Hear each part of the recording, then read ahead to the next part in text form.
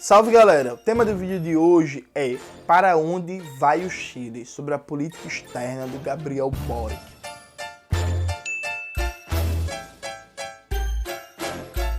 Antes de começar propriamente o tema do vídeo do canal, como sempre, quero muito agradecer a você que ajuda a manter e melhorar nosso canal a partir do Apoia-se. Seu apoio é fundamental, indispensável, imprescindível para a gente continuar esse trabalho. Note, o Chile, pobre Chile, né? Tão perto de Deus e tão longe de alguém mais combativo, né? O Gabriel Boric, presidente do Chile, eleito, né, mais jovem e tal.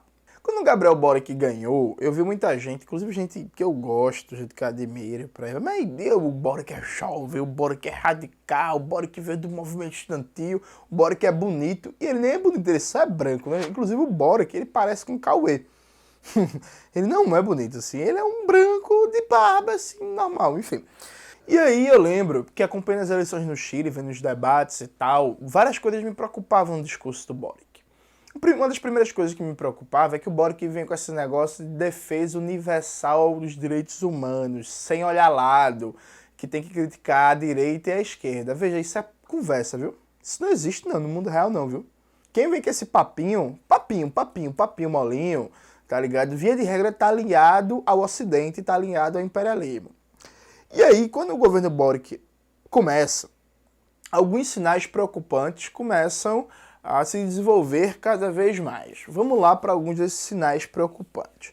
Primeira coisa, gente, o que é o Chile?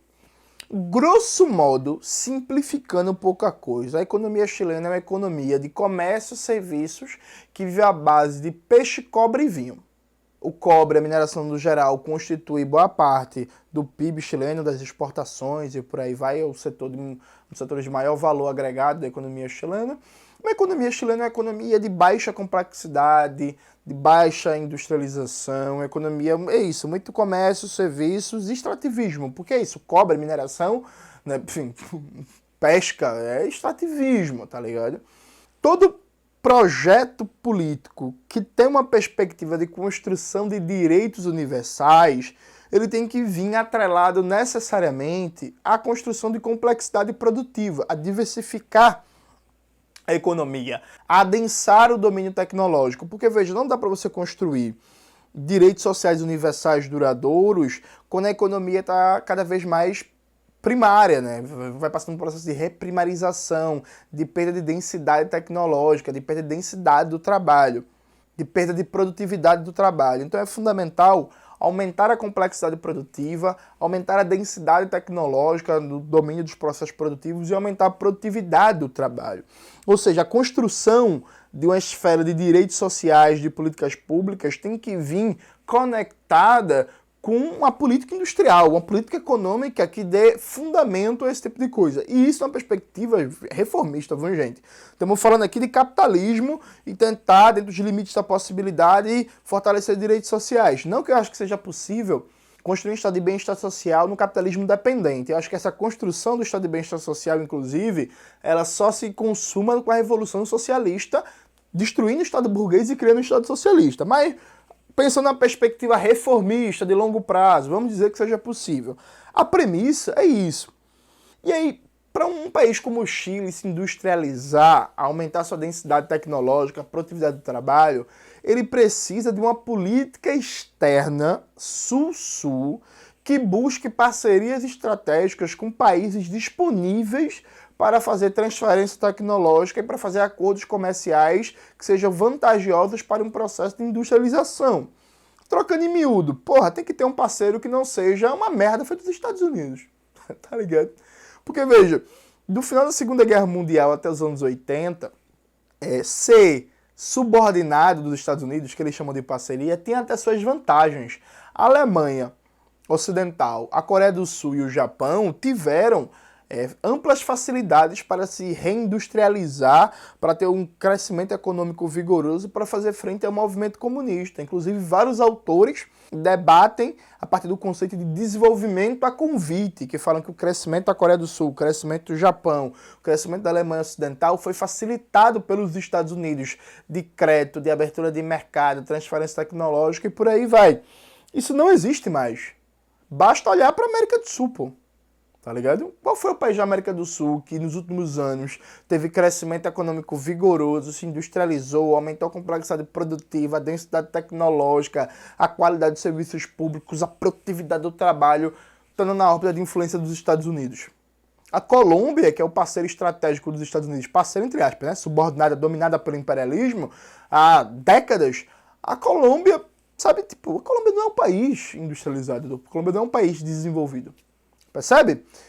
O que isso coloca como perspectiva? Quem é que está no mercado aí, disponível aí para receber um chavecozinho na tecnologia, fazer uma parceria, instalar indústria e não sei o quê? É a China, pô.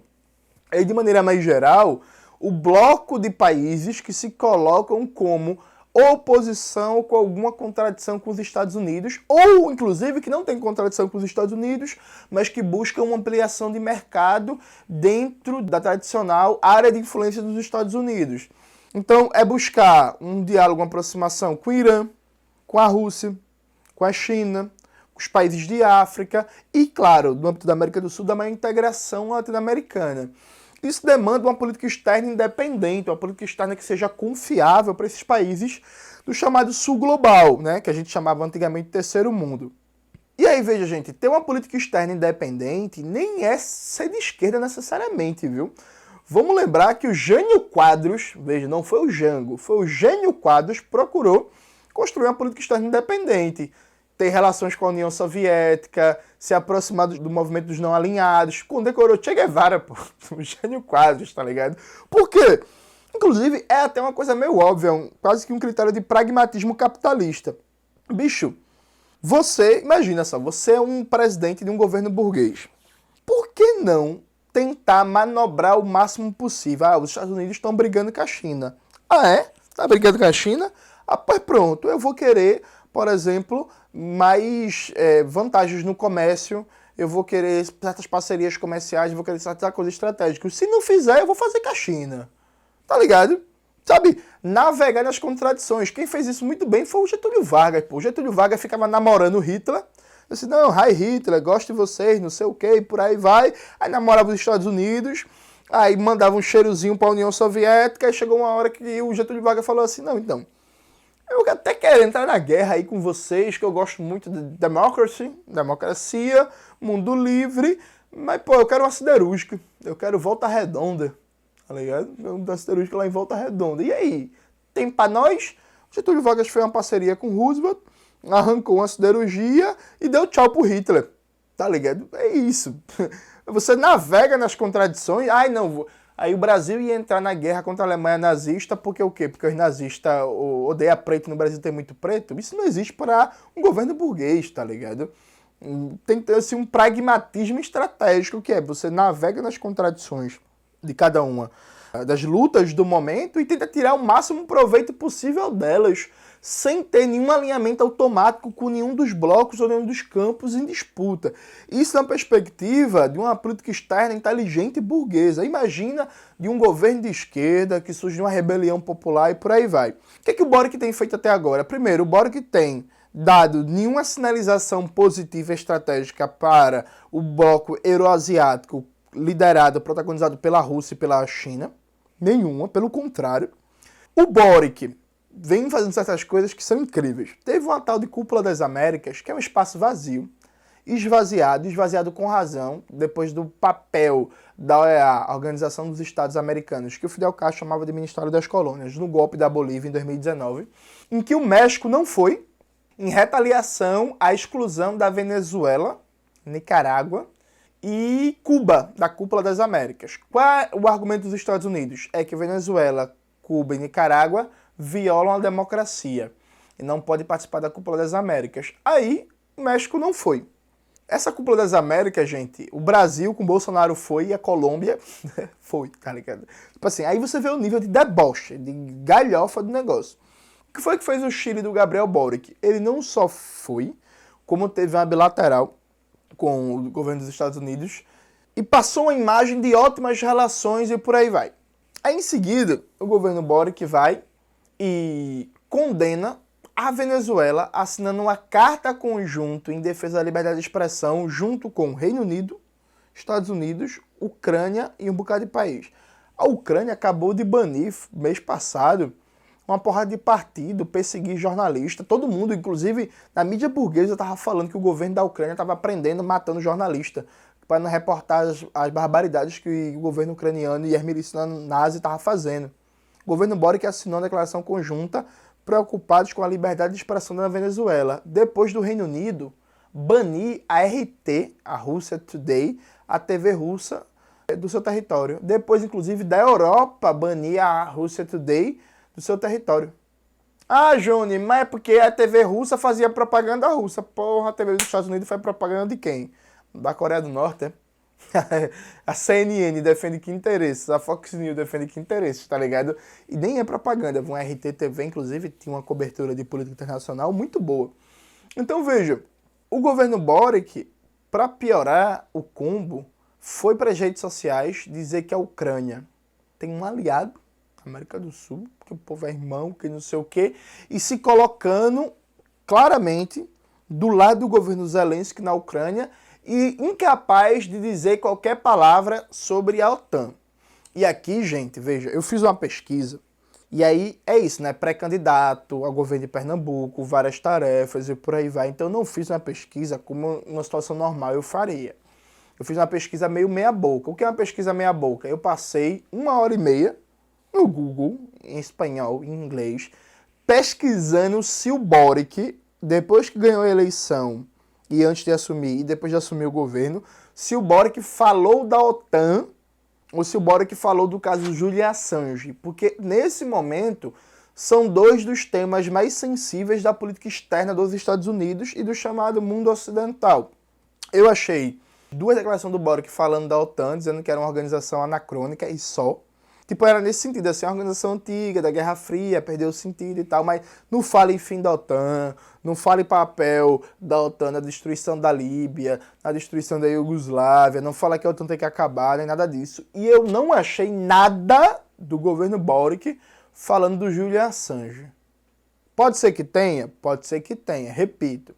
Foi uma pesquisa de 1h30. Numa situação normal, em que eu não fosse pré-candidato, eu passaria 2 dias pesquisando antes de vir gravar esse vídeo. Eu até perguntei no Twitter e perguntei no Instagram se alguém tinha visto, né, alguma coisa, e também ninguém viu. Então é isso. Se tiver, faça uma autocrítica, grava outro vídeo e tal, mas é isso. Não achei. Então note, o governo Boric até agora, antes inclusive dele assumir a presidência, ele deu várias entrevistas para a BBC, para o El País, em que ele não criticava o bloqueio contra Cuba, em que ele descia o pau na Venezuela, descia o pau na Nicarágua, no caso da Venezuela não falava do bloqueio, dos bloqueios e sanções econômicas, em que ele falava da América do Sul e não falava dos grupos de paramilitares de extrema-direita na Colômbia e da violência na Colômbia contra defensores de direitos humanos, contra ex-guerrilheiros.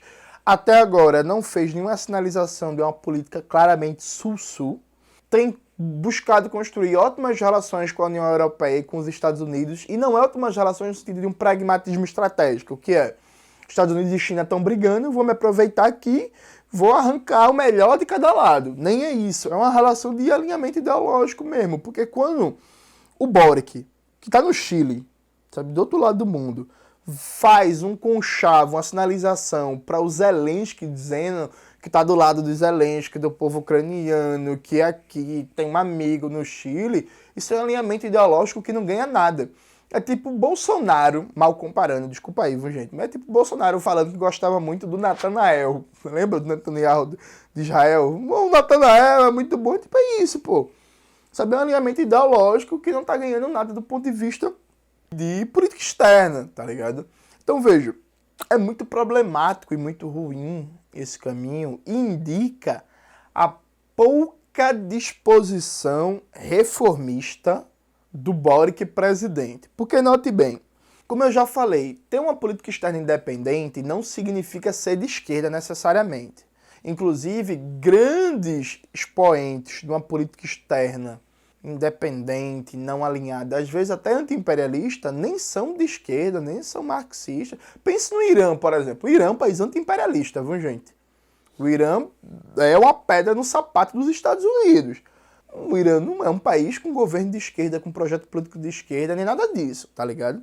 Ao mesmo tempo, um governo de esquerda, o seu nível de disposição reformista depende da sua política externa, porque a política externa alarga a margem de manobra para fazer reformas, para fazer enfrentamentos a determinados setores do capital. Então, quanto mais margem de manobra em termos de acordos comerciais, de transferências tecnológicas, de parcerias estratégicas, um governo consegue montar a partir da sua política externa, mais margem de manobra ele vai ter na política interna para fazer uma política econômica avançada para construir reformas.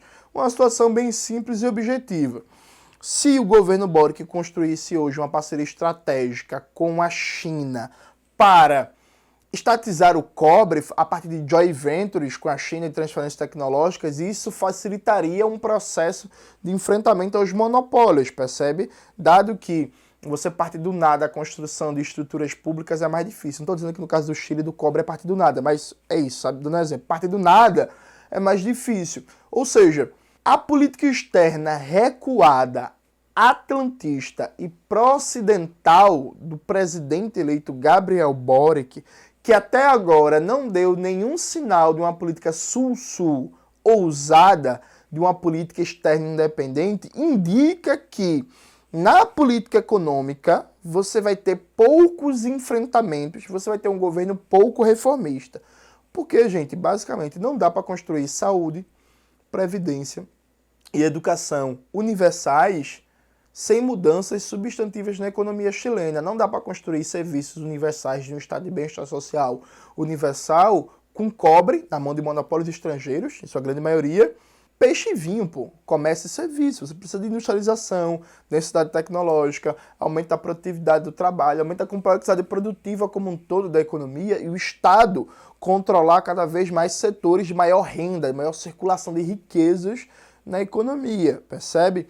Então, o problema de uma política externa não independente, o problema de uma política externa que está muito próxima dos interesses dos Estados Unidos, é que se indica uma baixa disposição reformista e transformadora da política interna do governo. E aí, note, o que é mais preocupante? O governo Gabriel Boric, até agora, ele vem tendo uma política externa que é mais recuada que a política externa do Alberto Fernandes, que está fazendo um governo bem fraco na Argentina, e mais recuada que a política do López Obrador no México, pô. Aliás, a rigor, da mal chamada onda progressista, ou nova onda progressista, a gente tem o governo da Bolívia, Venezuela, México, Argentina, Peru, Chile, né? E alguns governos da América Central que eu não vou lembrar agora o nome de cabeça, peço perdão. Os piores são do Peru e do Chile. E aí, claro, o do Peru é pior porque o do Peru tá pior em tudo, porque aquele governo Castilho é um desastre, tá desabando aquele negócio ali. Mas, o Chile é a segunda pior. Então, é muito preocupante para onde vai o Chile, porque, veja, é um governo que surge de uma rebelião popular, pô. Um governo que surge de um grande levante de massas. Esse governo, inclusive, deveria ser um governo ponta de lança de uma integração latino-americana e de uma integração sul-sul, inclusive estimulando a integração latino-americana cada vez mais com o continente africano. E a partir disso, negociar e se integrar cada vez mais com o bloco euroasiático para fazer frente aos Estados Unidos e à União Europeia. O caminho do governo Gabriel Boric é decepcionante e mostra, de novo, que não existe esse bagulho de valor universal. Valor universal é papo de otário. Ah, vou denunciar a violação dos direitos humanos em todo mundo. É mesmo, cadê você denunciando os paramilitares da Colômbia? Cadê você denunciando o bloqueio contra Cuba? Cadê você denunciando a prisão do Julian Assange? Cadê você denunciando a OTAN, pedindo o fim da OTAN? Inclusive, essa é outra coisa. Eu fiz uma pesquisa, eu achei o Gabriel Boric, líder estudantil, líder político, falando quanto à base de Guantánamo, antes da eleição, várias vezes. Uma vez na eleição, eu vi ele falando sobre isso. Eu nem incluí esse ponto no vídeo, eu decidi incluir agora, enquanto durante gravo. E aí eu procurei muito o Gabriel Boric falando alguma coisa sobre Guantánamo e tal. Aí eu mandei uma mensagem para um amigo meu, que estuda o Chile e tal, já viveu no Chile 5 anos, e perguntei, ô bicho, na pauta do governo Boric, do presidente Boric com o Joe Biden, tinha defesa dos direitos humanos, assim, tipo assim, bloqueia Cuba, Plano Colômbia. Você sabe o que é o Plano Colômbia? Tem uma reportagem importante da revista Ópera sobre o Plano Colômbia. Está aparecendo aqui. Leiam para você ver o que é um dos maiores festivais de violação de direitos humanos da história da humanidade. Plano Colômbia, Guantánamo, esse negócio de prender o povo, bombardear mundo afora com drone, não sei o quê. Se alguma dessas coisas o governo Gabriel Boric colocou na pauta da reunião bilateral com os Estados Unidos. Eu não tive a resposta a tempo antes de gravar esse vídeo, então fica aí uma dúvida, inclusive, para vocês pesquisarem, né? Porque quando a gente vê esse negócio, denuncia universalmente os direitos humanos. Denuncia mesmo, denuncia não, pô. Isso é conversa, tá ligado? Normalmente o que se considera como denunciar universalmente os direitos humanos é repetir a narrativa dos monopólios de mídia e é repetir a narrativa do governo dos Estados Unidos. Então é muito preocupante os rumos que o governo Boric vem tomando na política externa, que isso está influenciando desde já na política interna e pode colocar a perder uma grandiosa rebelião popular que foi a das maiores nos últimos anos na história da América do Sul. A gente vai continuar acompanhando. Eu em breve vou gravar um vídeo sobre o texto constituinte, né, que foi terminado, os trabalhos, está para aprovação aí. Em breve vou gravar um vídeo analisando como saiu o texto constituinte, o que é importante, o que avançou, o que retrocedeu. Que o governo Boric empurrou ali a autonomia do Banco Central, viu? Sabe quem foi que aprovou a autonomia do Banco Central no Brasil? O governo Bolsonaro. O Chile, um processo constituinte surgido depois de uma rebelião popular, está lá a autonomia do Banco Central. Então a gente vai gravar um vídeo depois e vai estar acompanhando esse processo. É isso, galera. Espero que vocês tenham gostado do vídeo de hoje. Não se esqueça de se inscrever no canal, ativar o sininho, curtir esse vídeo, compartilhar, mandar para todo mundo, ouvir o Revolu Show, comprar as camisetas da Bolivarianos, os livros da Ruptura, conferir os cursos da classe esquerda e tudo isso que vocês já sabem. Um beijo e até a próxima.